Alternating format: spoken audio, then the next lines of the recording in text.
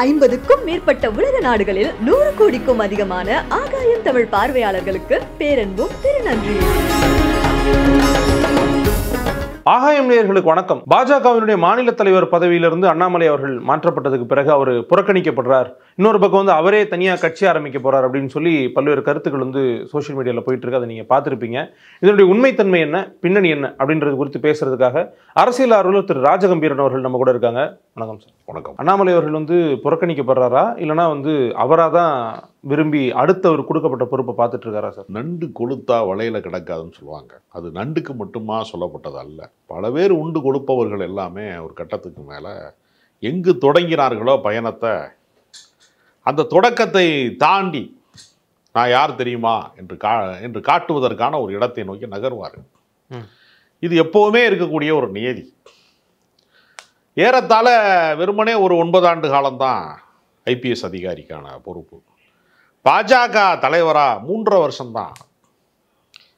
அதற்குள்ளாகவே அவர் தனக்கென்று தனியாக ஒளிவட்டத்தை, அண்ணாமலையின் பேர் சொன்னால் விசில் அடிக்கிறதுக்கான ரசிகர் கூட்டத்தை, தனக்குத்தானே ஒரு தனித்தன்மை வாய்ந்தவன், நான் தலைமை பண்பு மிக்கவன் என்று காட்டுவதற்காக தொடர்ந்து வரம்பு மீறி பேசுவது, வரலாற்றிலே நடக்காதது எல்லாம் நடந்தது மாதிரி பேசுவது, 10 முத்துராமலிங்க தேவருக்கும் அண்ணாவுக்கும் சண்டை நடந்துச்சுன்னு இல்லாதெல்லாம் சொல்றது, எல்லா விஷயத்திலையுமே புரட்டுவாதங்களை பேசி அதை பரபரப்பு செய்தியாக்கி தனக்கென்று வார் ரூம்லாம் வைத்து தன்னையே ப்ரொமோட் செய்து கொண்டவர் அவர் லண்டனுக்கு போனார்ல, அந்த 3 மாதம் படிக்க போறேன்னு போனார்ல, அந்த காலகட்டங்களில் அவருடைய சொத்து விவரங்கள் எவ்வளவு, எங்கெங்கே என்னென்ன ப்ராப்பர்ட்டி வாங்கியிருக்கார், அவருடைய வரவு செலவு எங்கே இருக்குது, அவருடைய ஒட்டுமொத்த வாழ்க்கை முறையுமே ஸ்கேன் பண்ணது மாதிரி கூட இருக்கிற பாஜகக்காரங்க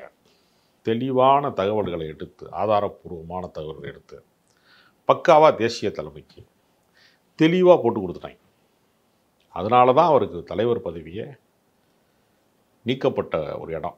இதனால தானா இந்த சம்பவம்? அதுதான் முக்கியமான காரணம். எந்த அதிகாரத்திலையும் இல்லை, எம்எல்ஏவா இல்லை, எம்பியா இல்லை, எல் முருகன் மாதிரி அமைச்சரா இல்லை, எந்த அதிகார மையத்திலையும் இல்லை, ஆளுநரா இல்லை, எந்த பொறுப்புக்குள்ளையும் இல்லாமல் கட்சியினுடைய மாநில தலைவர் என்கிற பொறுப்பை மட்டும் வைத்துக்கொண்டு, சீன் போடுறதை மட்டுமே வைத்துக்கொண்டு எல்லாரையும் மிரட்டி பெரும் கோடீஸ்வரர்கள், தொழில் அதிபர்கள், மணல் மாஃபியாக்கள், அமைச்சர்கள், அதிகார வர்க்கத்தில் இருப்பவர்கள் அத்தனை பேரையுமே அமலாக்கத்துறை வந்துடும். நான் நினச்சேன்னா வருமான வரித்துறையிட்ட உன்னை போட்டு உன் கதையை முடிச்சு விட்டு போயிடுவேன் என்பது மாதிரியான துணியிலேயே பேசி, போலீஸ்காரரை நமக்கு தெரியும், போலீஸ் என்ன செய்யும் வழக்கமாக வழியில் நம்மளை மறித்து லைசன்ஸ் வச்சுருக்கியா, வாயை ஊது கேட்பாங்களா? அப்போ வழியில் நிப்பாட்டி ஒரு ஆளை மிரட்டி அபராதம் கட்ட வைக்கிறதுன்னு ஒன்று இருக்குல்ல, இதையே பெரிய லெவலில் பண்ணால் ஐபிஎஸ் அதிகாரியாக நானும் இது நம்ம வழிப்போக்கண்டை செய்கிறதுக்கு பதிலாக பெருங்கோடீஸ்வரர்களை மிரட்டி பணிய வைத்து அதுக்கான பணத்தை பூரா வசூல் பண்ணி, அது மாதிரி ஆருத்ரா நிதி மோசடியில் ஆயிரக்கணக்கான கோடி ஊழல், பெரும் பங்கு இவருக்கு போய் சேர்ந்தது அதை காப்பாற்றுவதற்காக என்பது மட்டும் கிடையாது. பல விஷயங்கள் அவருக்கு, அவர் சட்டமன்றத்துக்கு முதல் முறையாக போட்டியிடுகிற போது அவர் காட்டிய கணக்கு வழக்கு இருக்குல்ல, வருமானம் எவ்வளவு, சொத்து மதிப்பு எவ்வளவு அப்படிங்கிறதுக்கும், அடுத்து நாடாளுமன்றத்தில் போட்டியிடுவதற்கு வேட்பாளராக நிறுத்தப்பட்ட போது அவருடைய சொத்து மதிப்பு என்ன, அவர் மனைவியினுடைய சொத்து மதிப்பு என்ன என்பதில் உள்ள வேறுபாடு இருக்குல்ல. இல்லை, அவர் அரசு அதிகாரியாக இருந்தவர், சொந்தமாக விவசாயம் பண்ணுறாரு, ஆடு மாடு வச்சிருக்காரு, வருமானம் மீட்டு தானே செய்வார். ஆமாம், அதை சொல்லலை. அரசு அதிகாரியாக இருந்தபோது உள்ள சொத்து மதிப்பு எவ்வளவு, அரசியலுக்கு வந்த பின்பான சொத்து மதிப்பு எவ்வளவு, சட்டமன்றத்துக்கு போட்டியிடும் போது என்ன சொத்து மதிப்பு, நாடாளுமன்றத்துக்கு போட்டியிடுகிற போது என்ன சொத்து மதிப்பு, இதோட இந்த கிராஃப் எப்படி உயருதுன்னு ஒன்று இருக்குல்ல.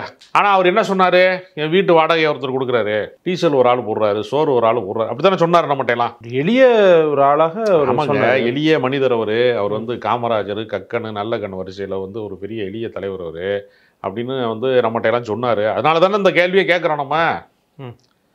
அவர் நேர்மையாளராக தன்னைத்தானே சொல்லி கொண்டார். இன்னைக்கு இருக்கிற காலம் எப்படிப்பட்டதுன்னா, ஒருவன் நேர்மையாளராக இருந்தால் அவனுக்கு மதிப்பு கிடையாது.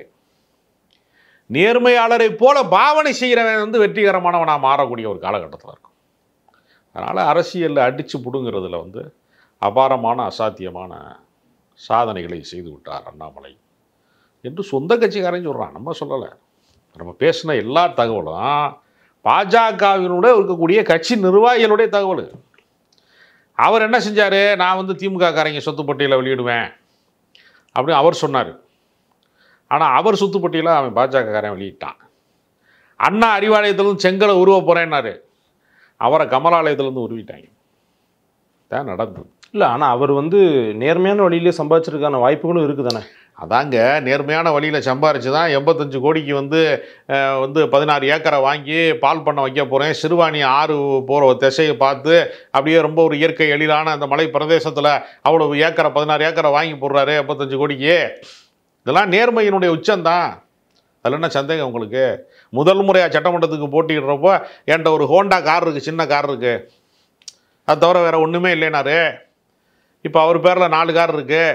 எல்லாமே உயர்ந்திருக்கிறது. கார் மட்டும் இல்லை, சொத்து மட்டும் கிடையாது, கோடிக்கணக்கான பணம் மட்டும் கிடையாது, நகை மட்டும் கிடையாது, எல்லாமே உயர்ந்திருக்கிறது.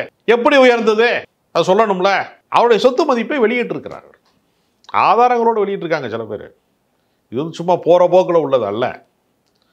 அதனால் இன்றைக்கி வந்து அவரால் மீண்டும் வந்து கட்சியினுடைய பொறுப்புகளை பெற முடியல. அதனால் ஒரு மாற்றுப்பாதையை அவர் தேர்வு செய்வதற்கு தனி கட்சி தானா? தனி கட்சி தொடங்குவதற்கான ஒரு மிரட்டலை விட்டு கொண்டே இருக்கிறார்.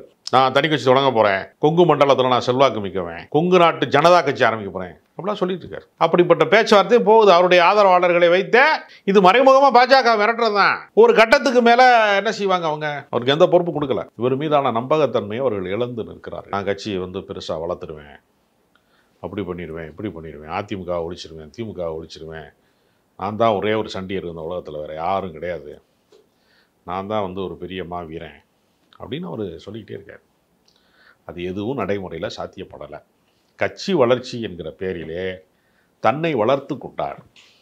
ஒரு தனி மனித வளர்ச்சியாக அவர் ஒரு விஸ்வரூபம் எடுத்து இருக்கிறார். கட்சிக்குள்ளே பல பேரை ஒழிச்சு கட்டுனார். கேடி ராகவன்லேருந்து, காயத்ரி ரகுராம்லேருந்து, எஸ்வி சேகர்லேருந்து பார்ப்பன லாபியை வந்து உடைத்தெறிந்தார். அவங்க போனது இவர் என்ன பண்ண முடியும்? அவங்க விருப்பம் இல்லை, வெளியேறி போகிறாங்க. அதுக்குமா இவர் காரணம்? அரசியல் கட்சியில் யாருமே வெளியேறிலாம் போக மாட்டாங்க. அரசியல் கட்சிங்கிறது வந்து பலாப்பழத்தை ஈமைக்கிறது மாதிரி அதிகார மையத்தை நோக்கி தான் வருவாங்க எல்லாருமே. வந்தவனை விரட்டி விடுற வேலைங்கிறது ஒன்று இருக்கல. நான் தான் எல்லாம், நான் தான் டாப்பு, மீதியெல்லாம் டூப்புங்கிறது தான் அரசியல்.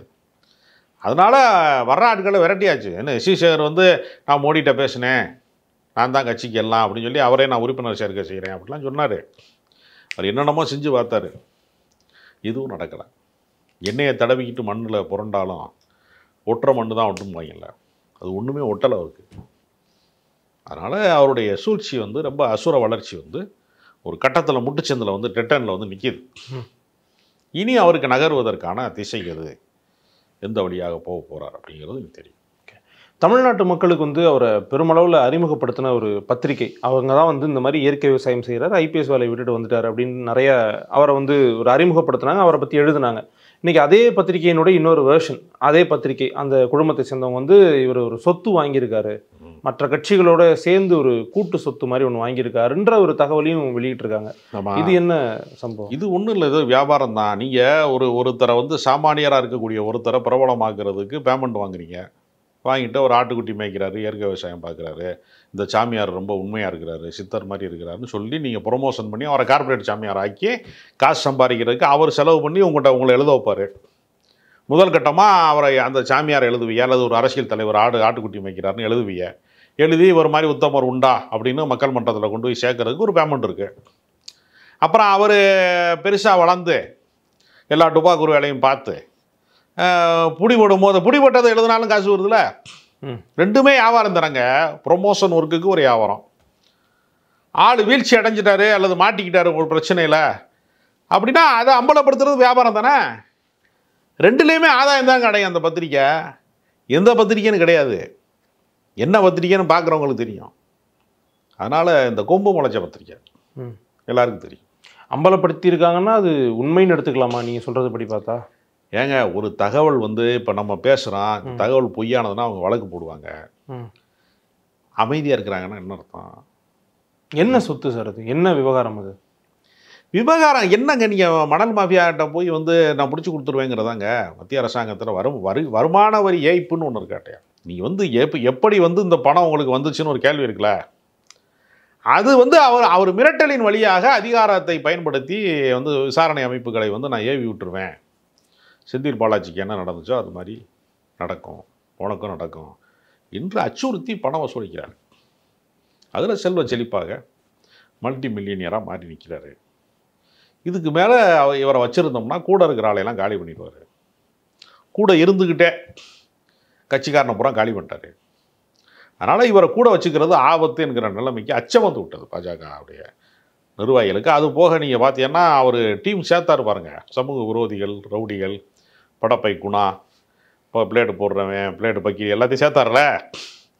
அந்த டீம்லாம் பார்க்கும்போது நான் பயப்படுற ஒரு சூழ்நிலை வந்துருச்சுல. தமிழிசை சவுந்தரராஜனே நான் வந்து சமூக விரோதிகளை எல்லாம் அப்படி சேர்க்க மாட்டேன் என்று பகிரங்கமாக சொன்னாங்கல்ல.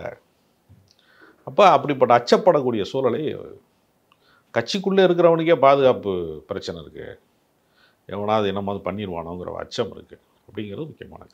உங்கள் பார்வை ஒரு பக்கம், இன்னொரு பக்கம் அண்ணாமலை அவர்கள் வந்து தொடர்ச்சியாக கட்சிக்காக உழைக்கிறாரு, ப்ரெஸ்ஸை மீட் பண்ணுறாரு. சமீபத்தில் கூட டிடிவி தினகரன் அவர்களை திரும்ப இந்திய கூட்டணியில் இணையணும் அப்படின்ற பேச்சுவார்த்தை வேலையை அவர் தானே பார்த்துட்ருக்காரு, உழைச்சிட்டு தானே இருக்கார். அவர் அதுக்கெலாம் போகவே இல்லை. அவர் ஒரு டீம் ஃபார்ம் பண்ணிகிட்ருக்கார். விஜய் கூட கூட்டணி அமைக்கலாம், டிடிவி தினகரன், ஓபிஎஸ் மாதிரி அதிருப்தியாளர்களை எல்லாம் ஒருங்கிணைச்சு நம்மளாம் ஒரு டீம் ஃபார்ம் பண்ணலாங்கிறது சம்மந்தமாக பேசுகிறாரு. அது சம்மந்தமாக பாஜகவுடைய சம்மதத்தோடையே அதை செஞ்சிடலாம். வெளியில் போகிறத நான் உங்கள் தான், நான் வெளில இருக்கேன், வெளியிலேருந்து உங்களுக்கு ஆதரவு தர்றேன்னு சொல்லி கன்வின்ஸ் பண்ணலாம். நீங்கள் எனக்கு ஆதரவு தராத பட்சத்தில் நான் தனியாக இயங்குகிறேன், உங்களுக்காக நான் டீம் ஃபார்ம் பண்ணி தருவேன், கூட்டணிக்கு வர்றேன். இப்போ திமுகலேருந்து பிரிஞ்சு போன மதிமுக இப்போ கூட்டணியில் இல்லையா? எத்தனையோ கட்சிகள் தமிழ் மாநில காங்கிரஸ்லேருந்து பிரிஞ்சு போய் மறுபடியும் கூட்டணிக்கு வரலையா? அது மாதிரி ஒரு கூட்டணியை நம்ம எதிர்காலத்தில் அமைக்கலாம் அப்படிங்கிற மாதிரி ஒரு கணக்கு தான், அரசியல் கணக்கு. தமிழக பாஜக வந்து இந்த விவகாரத்தை எப்படி பார்க்குறாங்க? தமிழக பாஜகவுடைய தலைமை வந்து எப்படி அணுகுறாங்க? இல்லை, இவரால் கட்சி வந்து வளராது, அவர் தான் வளருவார். கட்சி வளர்ச்சிக்கு அதிமுகவுடைய துணை நமக்கு தேவை. எடப்பாடி பழனிசாமி, நயினார் நாகேந்திரனுடைய கூட்டணி வெற்றி பெற்று விட்டால் அண்ணாமலைக்கு நிரந்தரமாக அரசியலில், தமிழ்நாட்டு அரசியலில் இடமெல்லாம் போயிடும். அதனால் அந்த அணி பலவீனப்படுத்துவதற்கு டிடிவி தினகரனை தூண்டி விடுற வேலை, வந்து எடப்பாடிக்கு எதிராக பேசுகிற வேலை, இதெல்லாம் இவர் தான் பின்னாடி இருந்து இயக்குகிறார் என்று சொல்லக்கூடிய அளவுக்கு அப்படியும் சில தகவல்கள் பாஜகக்காரர்களால் முன்வைக்கப்படுகிறது. மொத்தத்தில் பாஜகவுடைய நம்பிக்கைக்குரிய இடத்தில் அண்ணாமலை இல்லை.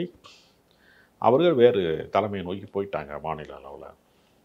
அதனால் அதிமுகவினுடைய இந்த விரிசல்கள், பிளவு, எல்லாருமே ஒன்றுபடணும்னு சொல்லிக்கிட்டு ஆளு தடி எடுத்தவன்லாம் தண்டர்காரன்ற மாதிரி, நான் தான் அதிமுகன்னு டிடிவி, நான் தான் அதிமுகன்னு செங்கோட்டையன், நான் தான் அதிமுகன்னு ஓபிஎஸ், நான் தான் உண்மையான பொதுச் செயலாளர்னு சசிகலா, பலர் சொல்லலாம். ஆனால் அந்த பொறுப்பு வந்து இபிஎஸ் தானே கையில் வச்சுருக்காரு. அதெல்லாம் வச்சுருக்காரு, பொறுப்பு வச்சுருக்கிறாரு. மக்கள் வந்து எல்லா தரப்பு மக்களாலையும் ஏற்றுக்கொள்ளப்பட்ட ஒரு தலைவராக முடியுமா? ஒரு தரப்புக்கான தலைவரா? அவர்னா கொங்கு மண்டலத்துக்கான தலைவரா? அவர் கொங்கு மக்களுடைய கட்சி. அது தென் மாவட்டங்களில் அவர் அரசியல் செய்யணும். காவிரி டெல்டா பகுதிக்கு வந்தால் டிடிவி தினகரை ஆதரிக்கணும். தென் மாவட்டங்களுக்குள்ள ராமநாதபுரத்திலிருந்து திருநெல்வேலி, நாகர்கோவில் வரைக்கும் முக்குளத்தூர் சமூகத்தினுடைய வாக்கு வங்கி சிதறி கிடக்கு. அதெல்லாம் அதிமுகவுக்கு திரும்ப கிடைக்கணும்னா ஒன்றுபட்டால் தானே உண்டு வாழ்வு. 2 பட்டா என்ன வாழ்வு இருக்குது? ஊர் 2 பட்டா கூத்தாடிக்கு கொண்டாட்டம் சொன்ன மாதிரி இங்கே ஒரு கூத்து போடலாம், இங்கே ஒரு கூத்து போடலாம்னு சொன்ன மாதிரி பாஜக கூத்து போட்டுக்கிட்டு இருக்காங்க. நடுவில் வந்து பாஜக நடத்துகிற கூத்தில் அதிமுக 2 பட்டு கிடக்கிறது மோசமான நிலைமைக்கு போயிருச்சு. அதிகார மையமாக மாறுவதற்கான சாத்தியங்கள், கதவுகள் அடைக்கப்பட்டு விட்டன. ஓகே சார், உங்களுடைய தகவல்களுக்கும் நேரத்துக்கும் ரொம்ப நன்றி.